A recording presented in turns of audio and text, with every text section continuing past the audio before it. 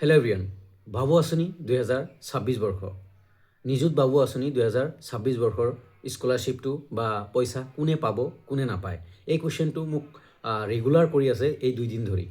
চ' বহুতৰ মনত কুৱেশ্যন কোনে পাব কোনে নাপায়। চ' মই ৰিকুৱেষ্ট কৰিম যিমান ষ্টুডেণ্ট আছা সকলোৱে ভিডিঅ'টো চোৱা আৰু ভালকৈ কথাখিনি শুনিবা, কাৰণ এই তথ্যখিনি মই কালেক্ট কৰিহে তোমালোকক জনাই আছোঁ।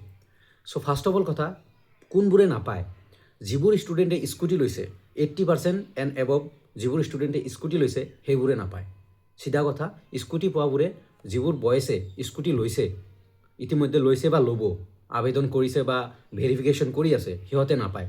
ছেকেণ্ড, যিবোৰ ল'ৰাই বিয়া পাতিছে, ডিগ্ৰীৰ সময়ত বিয়া পাতিছে, সেইবোৰ ল'ৰাই নাপায়। থাৰ্ডটো হ'ল বহুত ইম্পৰ্টেণ্ট। কিছুমান কলেজত কমাৰ্চৰ ষ্টুডেণ্টক BBA ষ্টুডেণ্টক দিয়া নাই। কিয় দিয়া নাই সেইটো কৈ আছোঁ যে মই শুনিছোঁ এখন কলেজৰ পাৰ্টিকুলাৰ কলেজৰ অথৰিটিৰ পৰা শুনিছোঁ যে চেল্ফ ফাইনেন্স, যিবোৰ ষ্টুডেণ্টে চেল্ফ ফাইনেন্স কৰি আছে সেইবোৰ ষ্টুডেণ্টক দিয়া নহ'ব বাবু আঁচনি 2026 বৰ্ষ। চেল্ফ ফাইনেন্স ষ্টুডেণ্টবোৰক দিয়া নহয় বাবু আঁচনি। অ'কে, ইয়াতে তোমাৰ BBAও থাকিব পাৰে, কমাৰ্চো থাকিব পাৰে বা বেলেগ কোৰ্চো থাকিব পাৰে। যদি চেল্ফ ফাইনেন্স দেন সিহঁতে নাপায় বুলি কোনোবা এখন অথৰিটিৰ পৰা, কোনোবা এখন পাৰ্টিকুলাৰ কলেজৰ পৰা এইখিনি জনোৱা হৈছে। নেক্সট কথাটো হ'ল যে BTech, MBBS বা পলিটেকনিকে পাবনে? ফৰ্মখনত বৰ্তমানলৈকে BA, BSc এণ্ড BComৰ ষ্টুডেণ্টৰ আছে। মানে যিবোৰ ষ্টুডেণ্টে এই 4-5টা ক্ৰাইটেৰিয়া ক'লোঁ এইখিনিয়ে নাপায়। মানে এতিয়া তোমাৰ যিমান পাৰ্চেণ্ট হ'ব 80ৰ তলত বা ওপৰত, যদি ওপৰত স্কুটি লোৱা নাই দেন পাবা, যদি 80ৰ তলত, মেক্সিমাম 80ৰ তলতে হ'ব। চ' সিহঁতে BA, BSc এণ্ড BCom কৰা ষ্টুডেণ্টে পাব। BA, BSc, BCom আৰু পষ্ট গ্ৰেজুৱেশ্যনৰ কাৰণে যিসকলে জীৱন প্ৰেৰণা লোৱা নাই সিহঁতে পাব। অ'কে, আৰু ইয়াতে BTechৰ কোনো উল্লেখ নাই। BTech ষ্টুডেণ্টৰ কোনো উল্লেখ কৰা নাই। নটিফিকেশ্যন, গোটেই নটিফিকেশ্যনটো চোৱা নাই, মানে নাপায়। তাৰেপিছত তোমাৰ MBBS যিসকলে পঢ়ি আছে সিহঁতে নাপায়। নেক্সট তোমালোকৰ পলিটেকনিক যিহঁতে কৰি আছে, যিবোৰ ষ্টুডেণ্টে যিবোৰ বয়সে কৰি আছে সিহঁতে নাপায়। তাৰপিছত ITI যিবোৰ বয়সে কৰি আছে নাপায়, কাৰণ ফৰ্মখনতে দিয়া আছে BA, BSc, BCom। চ' সেইখিনি তোমালোকৰ যদি লাগে তোমালোকে প্লিজ ময়ো খোজোঁ যে MBBSৰ ষ্টুডেণ্ট বা BTech ষ্টুডেণ্ট, ইঞ্জিনিয়াৰিং কৰা ষ্টুডেণ্ট বা তোমাৰ ITI পলিটেকনিক কৰা ষ্টুডেণ্ট বা আদাৰ ডিপ্ল'মা কৰা ষ্টুডেণ্টবোৰেও পাব লাগে।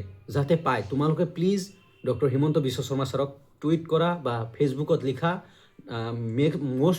মোৰ চুইটেবল হ'ব যে তোমালোকে ফেচবুকত লিখা।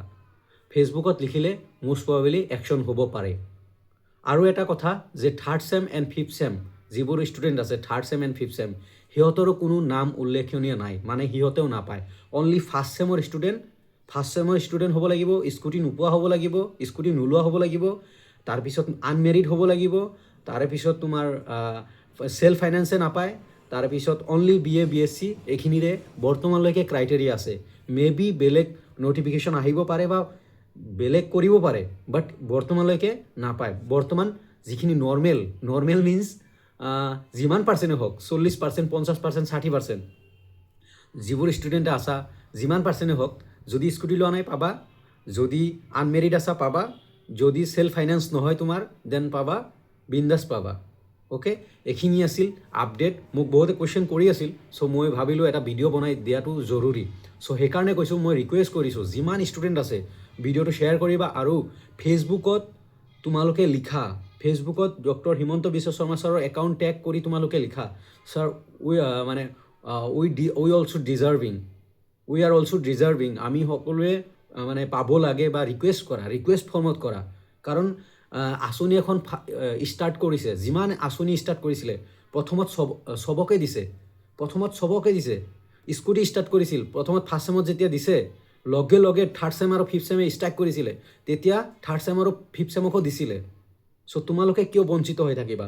চ' মই ময়ো ৰিকুৱেষ্ট কৰিছোঁ ডক্টৰ হিমন্ত বিশ্ব শৰ্মা ছাৰলৈ, যিখিনি ষ্টুডেণ্ট স্কুটি এতিয়ালৈকে লোৱা নাই, 3rd চেম হওক, 5th চেম হওক, এণ্ড BTech হওক, ইঞ্জিনিয়াৰিং হওক, মেডিকেল হওক, ITI পলিটেকনিক চবকে দিব লাগে। এইটো মোৰ ফালৰ পৰা ৰিকুৱেষ্ট। মই টেগ কৰি দিম এই ভিডিঅ'টোত, ডক্টৰ হিমন্ত বিশ্ব শৰ্মা ছাৰৰ একাউণ্টটো মই টেগ কৰিম। চ' তোমালোকেও প্লিজ কমেণ্টত টেগ কৰিবা, লাগে ফেচবুকত লিখা, প্লিজ লিখা। কাৰণ MBBS ষ্টুডেণ্ট সিহঁততো পঢ়ি আছে ন, সিহঁতেও কিবা পাবলগীয়া মানে সিহঁতেও যোগ্য। চ' স্কলাৰশ্বিপ দি আছে যদি চবকে দিয়ক। চ' এইখিনি আছিল ভিডিঅ'। চ' প্লিজ ভিডিঅ'টো শ্বেয়াৰ কৰিবা, লাইক কৰিবা আৰু হাইপ দিবা যাতে ভিডিঅ'টো সকলোৰ ওচৰত যায়।